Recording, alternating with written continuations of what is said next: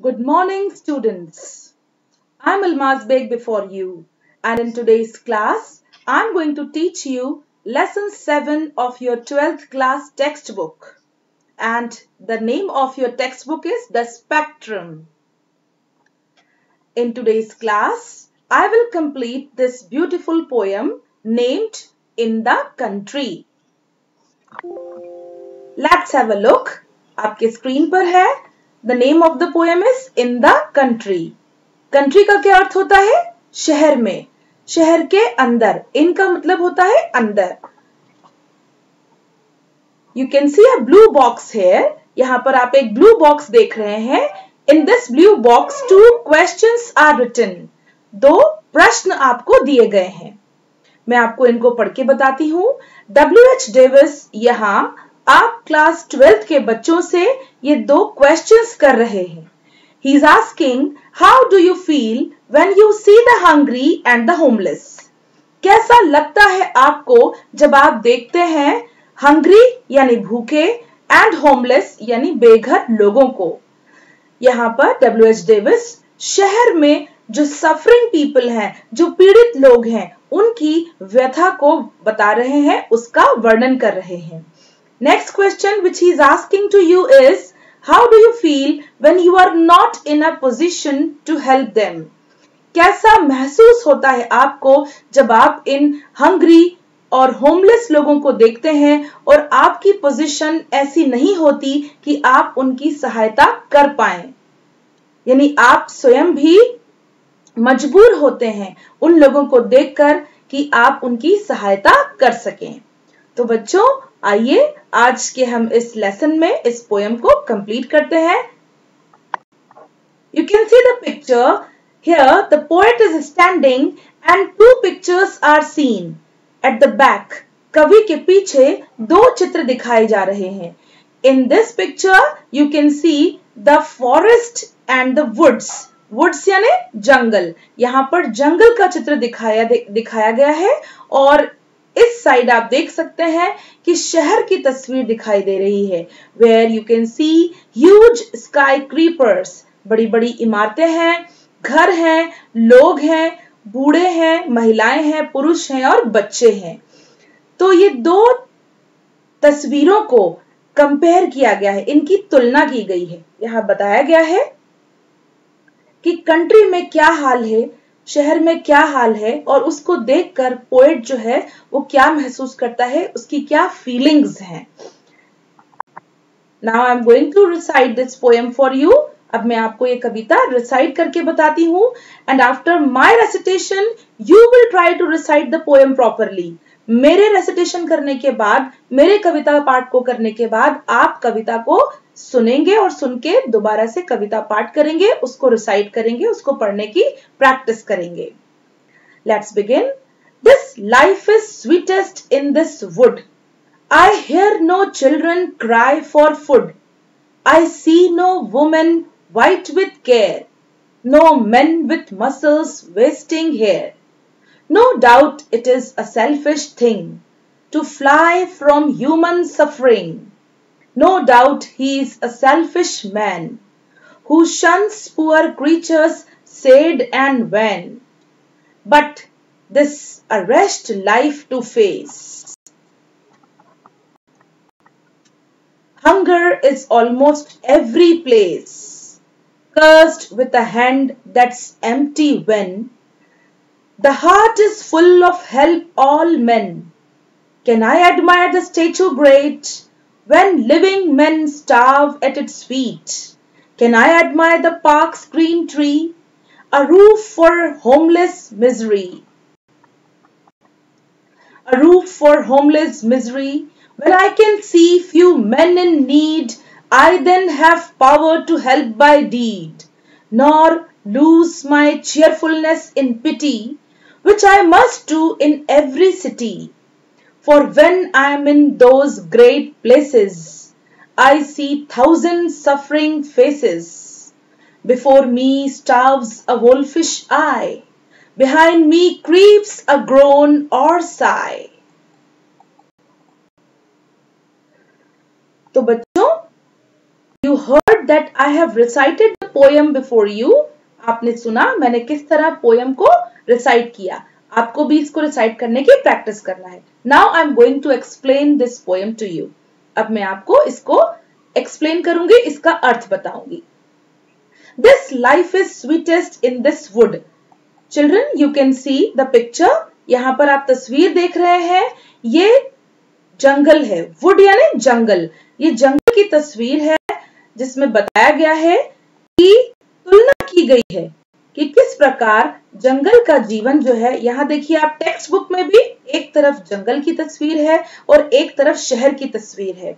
इन दोनों को तुलना करते हुए पोएट W.H. डेविस ये बता रहे हैं कि जो फॉरेस्ट है, जो जंगल है, वो बेटर है शहरों से, जहां बड़ी बड़ी इमारतें हैं, स्काई क्रीपर्स हैं, हाउसेस हैं, प्रोग्रेस है, बच्चे हैं, बूढ़े हैं. इन सब से अगर कंपेयर करें तो ये फॉरेस्ट, ये वुड्स जो हैं, ये बेहतर हैं. क्यों ऐसा कह रहे हैं W.H. Davies? I hear no children cry for food. क्योंकि आई हियर यानी आई का मतलब यहाँ पोएट से है, W.H. डेविस से है. वो यहाँ पर किसी बच्चे की क्राई यानी आवाज को सुन नहीं रहे हैं. ऐसे बच्चे जो कि फूड के लिए भूखे हैं, प्यासे हैं, जिन्हें भोजन नहीं मिल रहा है, तो फॉरेस्ट में, वुड में कवि को ऐसे बच्चों के रोने की आवाजें सुनाई नहीं दे रही हैं. इसीलिए W.H. डेविस वुड की लाइफ को बेटर बताते हैं. I see no woman white with care. और अगली लाइन में वो बताते हैं कि उन्हें वुड में, फॉरेस्ट में, जंगल में कोई महिला चिंता से सफेद होती दिखाई नहीं दे रही है. वुमेन यानी महिला, व्हाइट विथ केयर, केयर मतलब चिंताओं से सफेद पड़ जाना. यानी शहरों में जहां पर इमारतें हैं, कारें हैं, पार्क्स हैं और प्रोग्रेस है, उन्नति है, वहां पर बच्चे भूखे हैं और महिलाएं जो है वो चिंता से सफेद पड़ रही हैं. ये दोनों ही चीजें W.H. डेविस को वुड यानी जंगल में दिखाई नहीं दे रही है. तो ऐसे लाइफ को, ऐसे जीवन को W.H. डेविस कहते हैं कि ये स्वीटेस्ट है. स्वीट, स्वीटर, स्वीटेस्ट यानी सबसे ज्यादा मधुर जीवन W.H. डेविस को जंगलों में दिखाई देता है. No men with muscles wasting here. और तीसरा एक्सप्लेनेशन W.H. डेविस देते हैं क्यों उनको वुड्स की लाइफ सबसे अच्छी लगती है. क्योंकि यहाँ पर कोई भी मैन यानी पुरुष अपनी ऊर्जा, अपनी जो उसकी काबिलियत है उसको वेस्ट करता हुआ दिखाई नहीं दे रहा है. मसल्स का तात्पर्य यहाँ पर फिजिकल स्ट्रेंथ से है. तो जो भी पुरुष हैं जिनके अंदर कैपेबिलिटीज हैं, फिजिकल स्ट्रेंथ है, शहरों में वो वेस्ट हो रही हैं. यानी उनके लिए रोजगार नहीं है, उनको कमाने के अवसर प्राप्त नहीं हो रहे हैं. तो ऐसा उनको वुड्स में नहीं दिखाई देता. इसीलिए W.H. डेविस वुड्स की लाइफ को स्वीटेस्ट बताते हैं. No doubt it is a selfish thing. फिर आगे नेक्स्ट स्टेंजा में W.H. डेविस कहते हैं कि इसमें कोई शक नहीं कि ये एक स्वार्थी चीज है. सेल्फिश यानी स्वार्थी. To fly from human suffering कि कोई मानवीय पीड़ाओं से दूर भाग जाए. टू फ्लाई मतलब दूर चले जाना. यहाँ पर फ्लाई का मतलब है मानवीय चिंताएं जो पोएट को शहरों में दिखाई देती है, सिटीज में दिखाई देती है. इसमें कोई शक नहीं कि ऐसा देखकर उनसे दूर भाग जाना जो है वो सेल्फिश है, स्वार्थी है. No doubt he is a selfish man. और इसमें कोई शक नहीं कि ऐसा पुरुष स्वार्थी है. Who shuns poor creatures sad and wan, जो कि भाग जाता है. शंस मतलब होता है दूर भाग जाना. ऐसा मनुष्य, ऐसा व्यक्ति जो इन चिंताओं में पीड़ित लोगों की चिंताओं को देखकर, उनकी परेशानियों, उनके दुखों को देखकर कहां भाग जाता है? वुड्स में, जंगलों में भाग जाता है, चला जाता है. सैड यानी दुखी और वैन का अर्थ होता है कमजोर. इन शहरों में रहने वाले दुखी और कमजोर लोगों को देखकर दूर चले जाना, इसको W.H. डेविस क्या कह रहे हैं? It is a selfish thing. ये एक स्वार्थी चीज है. But this is a rest life to face. आगे पोएट कहते हैं रेस्ट मतलब होता है एक्सट्रीमली बैड. ये एक बहुत ही बुरी बात है. एक्सट्रीमली बैड, बहुत बुरा. क्या चीज बहुत बुरी है? लाइफ टू फेस, ऐसी लाइफ का सामना करना, ऐसे जीवन का सामना करना. Here I have selected few pictures for you. You can see this is a picture of a wood. यहाँ पर आपको कोई भी बच्चा भूखा रोता हुआ दिखाई नहीं दे रहा है. No woman is looking white in care. यहाँ पर कोई भी महिला आपको चिंताओं से सफेद पड़ती हुई दिखाई नहीं दे रही है. And even you cannot see any man wasting his muscles here. और आप यहाँ पर कोई युवा पुरुष जो है उसको आप फिजिकल स्ट्रेंथ उसकी वेस्ट होती हुई बर्बाद होती हुई आपको दिखाई नहीं दे रही है. इसीलिए W.H. डेविस इस वुड की लाइफ को स्वीटेस्ट बताते हैं, सबसे अच्छा बताते हैं. You can see no suffering you can see in the forest. Here in the cities you can see the people, the children suffering for food. ये देखिए बच्चे आपको दिखाई दे रहे हैं जिनको जो भूखे हैं, जिनको खाना भी मुश्किल से दिखाई दे रहा है, जो परेशान हैं. ऐसी तस्वीर है शहरों की. आगे कंटिन्यू करते हैं. Hunger in almost every place. Poet W.H. Davis says that hunger in the cities. देखिए शहरों में आपको हर जगह हंगर दिखाई दे रही है. हंगर यानी भूख. हर जगह आपको भूखे और प्यासे लोग दिखाई दे रहे हैं. उनको वहां पर प्रॉपर फूड नहीं मिल रहा है. Cursed with a hand that is empty when. यहाँ पोएट कहते हैं कि उनको कर्स यानी श्रापित है वे हाथ. कर्स का मतलब होता है श्राप देना. तो श्रापित है ऐसे हाथ that is empty जो कि खाली है, जिनके पास सब कुछ अंदर आत्मा में तो है कि वो उनकी मदद कर सकें जब वो भूखे लोगों को देखें, लेकिन ऐसे हाथ जो है उनको कर्स देते हैं, श्रापित करते हुए W.H. डेविस बताते हैं कि जो खाली है, एम्प्टी है. when the heart is full of help all men. जबकि हार्ट जो है, हृदय जो है वो फुल है. किस चीज से? To help all men. ऐसे लोग जो हंग्री हैं, जो भूखे हैं, जो नीडी हैं, उनको हेल्प करने के लिए हार्ट जो है, हृदय जो है वो भरा हुआ है कि मैं उनकी मदद कर सकूं, लेकिन मजबूर है क्योंकि वो खुद भी परेशान है. उनके पास खुद भी उनकी सहायता करने के लिए कुछ भी नहीं है. तो ऐसी पोजीशन में, ऐसे हालात में पोएट जो है वो ऐसे हैंड्स को श्राप देते हैं कि ऐसे हाथ जो है वो श्रापित हैं. Can I admire the statue great? Poet कहते हैं कि क्या मैं इन स्टेचूज की, स्टेचू का मतलब होता है मूर्तियां. तो आपने देखा होगा कि शहरों में पार्क्स के अंदर मूर्तियां लगी होती हैं. You can see this is a beautiful park. यहाँ इस तस्वीर में आप देख सकते हैं कि एक पार्क है, एक गार्डन है जिसमें ग्रीन प्लांट्स लगे हुए हैं, ग्रास है, घास है, पेड़ों की छाया है, और वहां पर बड़े बड़े सुंदर स्टेचूज, मूर्तियां लगाई जाती हैं जिनकी की लोग प्रशंसा करते हैं, तारीफ करते हैं.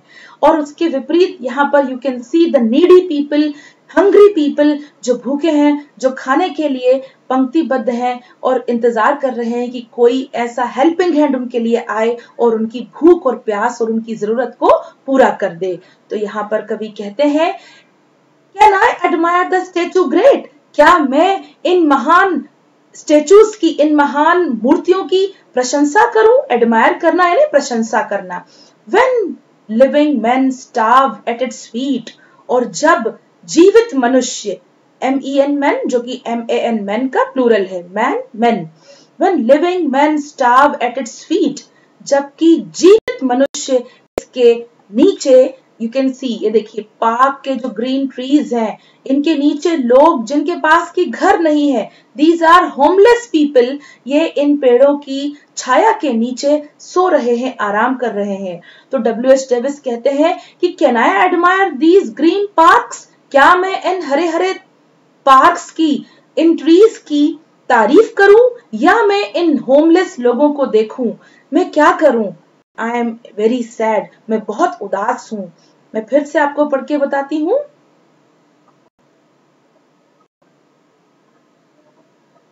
Can I admire the statue great when living men starve at its feet? जबकि जीवित मनुष्य इन स्टेचूज के पैरों में स्टार्व यानी भूख से मर रहे हैं. स्टार्व का मतलब होता है भूख से मर जाना. Can I admire the park's green tree? क्या मैं इन पार्क्स के, इन गार्डन्स के हरे हरे पेड़ों की तारीफ करूं, प्रशंसा करूं? A roof for homeless misery, जबकि ये जो होमलेस लोग हैं, जो बेघर लोग हैं, इनके पास रूफ नहीं है, इनके पास सर छुपाने के लिए छत नहीं है। तो क्या मैं इन लोगों के दुखों का वर्णन करूं या इन पार्क्स के ग्रीन ट्रीज की प्रशंसा करूं? तो कवि बड़े ही दुख के साथ इन सभी सिटी के दृश्यों का वर्णन करते हुए कहते हैं कि इनसे अच्छा तो है कि मैं वुड अच्छा है, क्योंकि जंगल के अंदर पीड़ित लोग उसको दिखाई नहीं देते हैं। We will continue. A roof for homeless misery, यानी जो लोग बेघर हैं उनके लिए छत नहीं है। तो क्या मैं इन पेड़ों की प्रशंसा करूं या इन लोगों के दुखों का वर्णन करूं कि जिनके पास रहने के लिए घर नहीं है। When I can see few men in need, और जब मैं कुछ लोगों को नीड यानी जरूरत में देखता हूं, यानी जरूरतमंद लोगों को जब मैं देखता हूं, I then have power to help by deed, तो मेरे अंदर शक्ति होती है उनको हेल्प करने की, सहायता करने की। कैसे? डीड यानी काम करके। यहाँ पर W.H. डेविस आप 12th क्लास के बच्चों को मोटिवेट कर रहे हैं, आपसे कह रहे हैं कि आप आज की इस घड़ी में आप भी उसी स्टेज पर हैं, because you are not earning member. आप भी अभी एक अर्निंग मेंबर नहीं है, अभी आप कमाते नहीं है। लेकिन जब भी आप किसी नीडी व्यक्ति को देखें, जरूरतमंद व्यक्ति को देखें, तो आप अपने डीड से, डीड का अर्थ होता है काम से, कृत्य से, आप अपने कृत्य से उनकी सहायता करें। Nor lose my cheerfulness in pity when I must do in every city, which I must do in every city. W.H. Davies यहाँ पर कहते हैं कि कहीं मैं अपनी जो पिटी का अर्थ होता है दया, और चेयरफुलनेस यानी प्रसन्नता, खुशी। Nor lose my cheerfulness in pity, कहीं मैं अपनी खुशी में इसको भूल ना जाऊं। Which I must do in every city, जो कि मुझे हर शहर में जब इन नीडी लोगों को मैं देखूं तो मुझे करना चाहिए। यानी W.H. डेविस यहाँ पर कहते हैं कि मैं भले ही मेरे हाथ खाली हैं और मेरे पास देने को कुछ भी नहीं है, लेकिन जब भी मैं इन नीडी लोगों को देखूं तो मैं अपनी डीड से, अपने कामों से इनकी मदद कर सकूं, और मैं ऐसा करने में कहीं भूल ना जाऊं ऐसा करना। दुख इतना दुख दिखाते दिखाते कहीं मैं उनकी मदद करना भूल ना जाऊं। When I must do in every city, जो कि मुझे हर शहर में करना चाहिए। For when I am in those great places, और जब भी मैं ऐसे places पे होता हूँ, place यानी स्थान, great यानी महान, I see thousand suffering faces, तो मैं हजारों पीड़ित चेहरों को देखता हूँ। suffering यानी पीड़ित, faces यानी शक्ल, चेहरे। But before me starves a wolfish eye, और मेरे सामने stare यानी गुर्राना, और मुझे गुर्राती है a wolfish eye। wolfish eye का यहाँ पर तात्पर्य है लालची या हिंसक आंखें। और वो किन लोगों की है? वो इन नीडी लोगों की है, जो कि होमलेस हैं, हंग्री हैं, जिनके पास पॉवर्टी है, जिनके पास रोजगार नहीं है। तो ऐसे 1000 सफरिंग फेसेस मेरे सामने होते हैं और वो मुझे स्टेयर करते हैं, मुझे घूरते रहते हैं कि काश मैं उनकी मदद कर सकूं। बिहाइंड मी क्रीप्स अ ग्रोन और साई, और मेरे पीछे, बिहाइंड मतलब पीछे, बिफोर मतलब सामने, और मेरे पीछे क्रीप का मतलब होता है रेंगना, रेंगती है। क्या रेंगती है? अ ग्रोन। ग्रोन का अर्थ होता है गुर्राहट, लॉन्ग डीप साउंड, गहरी दर्द भरी आवाज। तो जो पीड़ित लोग होते हैं उनकी आवाज कैसी होती है? अंदर से निकलती है दर्द भरी। और साय, साय का मतलब होता है ठंडी ठंडी आहें भरना, कि काश कोई ऐसा व्यक्ति आए जो हमारे दुखों को दूर कर जाए, मिटा जाए। तो poet says that when I see 1000 suffering faces, जब मैं इन प्लेसेस पे होता हूं तो मैं हजारों पीड़ित लोगों को देखता हूं मेरे सामने, मुझे गुर्राते हुए और मेरे पीछे रेंगते हुए, ठंडी ठंडी सांसें और आहें भरते हुए कि काश कोई हमारी मदद करे।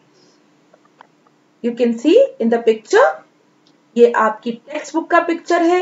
This is the picture of a city and here an image of a poet is given। यहाँ पर एक कवि की इमेज दी गई है कि वो यहाँ पर इन नीडी लोगों को देख रहे हैं।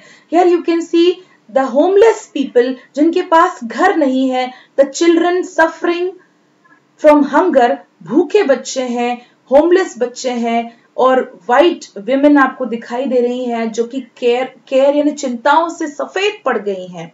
ये जो लोग हैं ये पोएट को आगे और पीछे दिखाई देते हैं। दे आर वेटिंग कि कोई आए और उनकी इस दुर्दशा से उनको बाहर निकाल ले। तो आपको यहाँ पर एक ब्लू बॉक्स दिया गया है और इसके अंदर पोएम की समरी दी गई है। I am going to read this summary for you. The poem vividly describes the human sufferings in a big cities. In big cities, ये जो पोएम है W.H. डेविस की इन द कंट्री, ये यहाँ पर आपको बताती है कि बड़े शहरों में किस प्रकार पीड़ाएं आती हैं, उन पीड़ाओं को कैसे दूर करना है।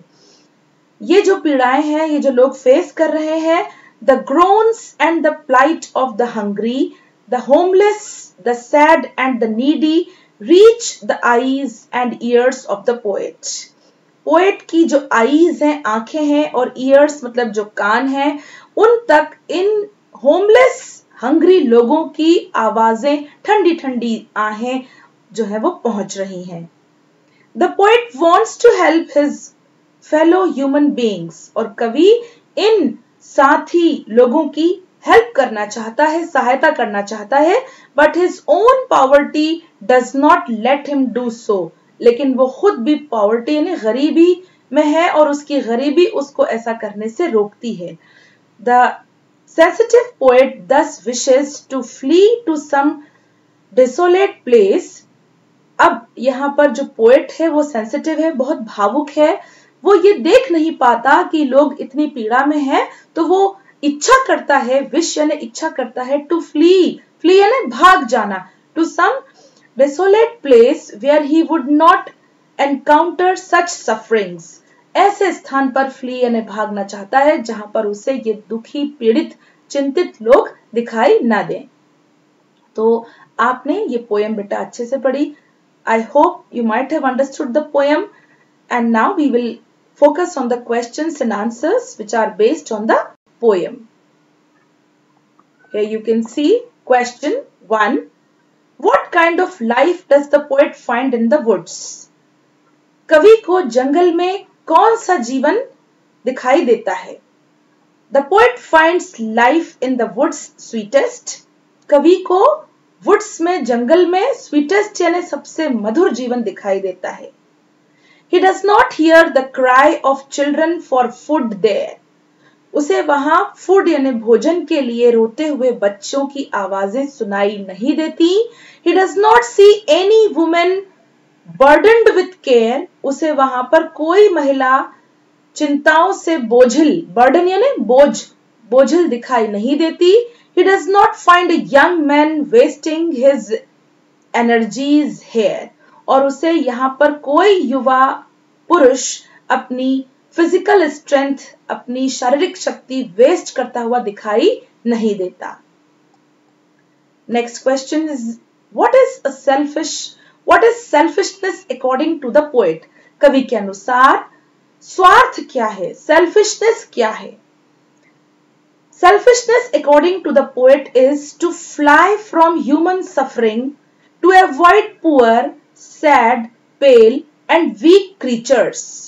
यहाँ पर कवि कहते हैं स्वार्थी वह है, according to the poet is to fly from human suffering. ऐसा व्यक्ति जो fly यानी भाग जाना चाहता है human suffering यानी मानवीय पीड़ाओं से, to avoid poor, और ऐसा व्यक्ति भी स्वार्थी है जो कि गरीबों को टालता है, sad जो कि उदास, दुखी लोगों को टालता है, pale यानी दुखों से पीले पड़ जाना, एंड वीक क्रीचर्स, ऐसे क्रीचर्स, ऐसे मनुष्य जो कि पेल पड़ चुके हैं, कमजोर हो चुके हैं भूखे रह के, दुखी हैं, सैड हैं, पुअर यानी गरीब हैं, ऐसे लोगों से दूर भाग जाने को W.H. डेविस कहते हैं कि वे सेल्फिशनेस हैं, वे सेल्फिश हैं।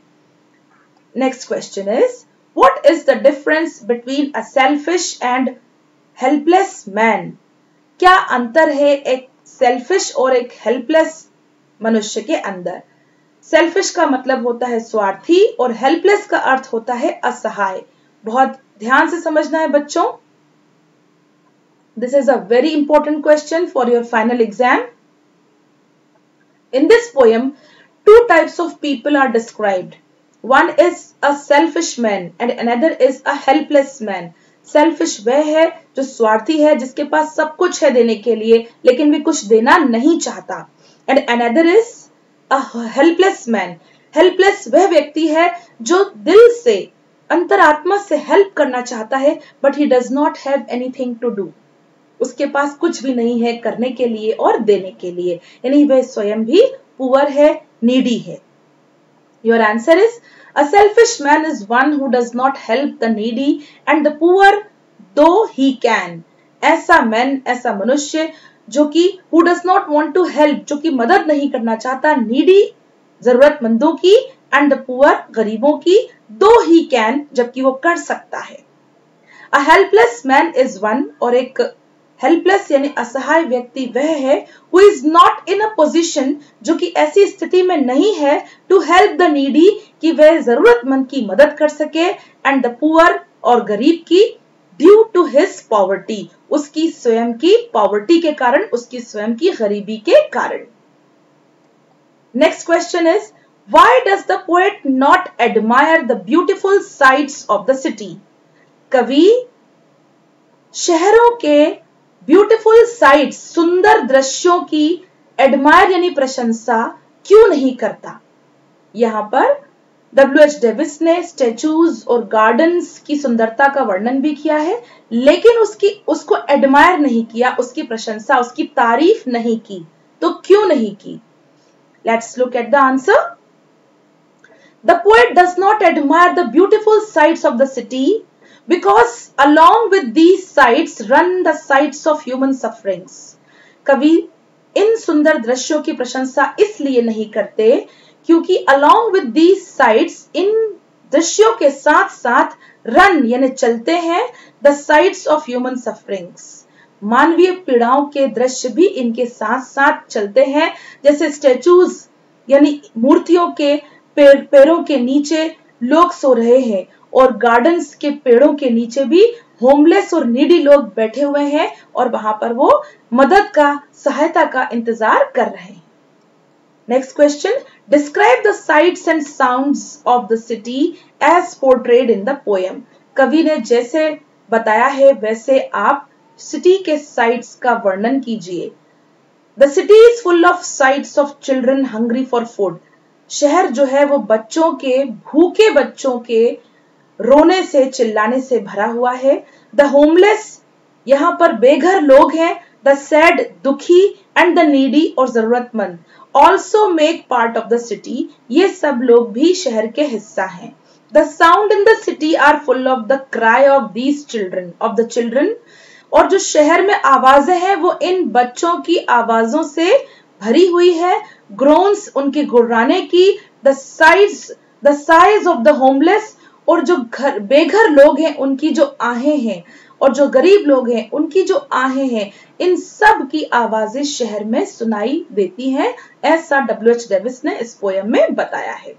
What happens when the poet visits the great places in the city? क्या होता है जब पोएट महान जगहों को विजिट करता है, वहां पर जाता है, क्या देखता है? The poet sees the statue but is not able to admire its beauty as men starve at the feet of the statue. कवि वहां पर महान मूर्तियों को देखता है लेकिन उनकी प्रशंसा नहीं करता because the men starve at the feet of the statue, क्योंकि वहां पर मनुष्य जो हैं वो भूख से पीड़ित हैं और वहां उन बड़ी बड़ी मूर्तियों के नीचे बैठे हुए, भूखे प्यासे बैठे हुए हैं। The poet is not able to admire the beauty of the parks, और कवि बागीचों की, गार्डन्स की प्रशंसा भी इसीलिए नहीं करते क्योंकि green trees as it has become a shelter for the homeless, ये जो ग्रीन ट्रीज हैं, ये जो हरे हरे पेड़ हैं, ये होमलेस लोगों के, बेघर लोगों के लिए शेल्टर का काम कर रहे हैं, उनको पनाह देने का काम कर रहे हैं। तो पोएट का जो माइंड है वो इन ब्यूटीफुल साइट्स की ब्यूटी से हट के इन नीडी होमलेस हंग्री लोगों पर चला जाता है और इस प्रकार वे इन ब्यूटीफुल साइट्स की प्रशंसा नहीं करता, उनको एडमायर नहीं करता। तो बच्चों, you have gone through the lesson nicely, आपने अच्छी तरह इस लेसन को पढ़ा। I have also given you the questions and answers. मैंने आपको इसके 6 questions और answers भी दिए हैं। I hope you might have understood। अगली क्लास में फिर मुलाकात होगी, जब तक के लिए गुड बाय।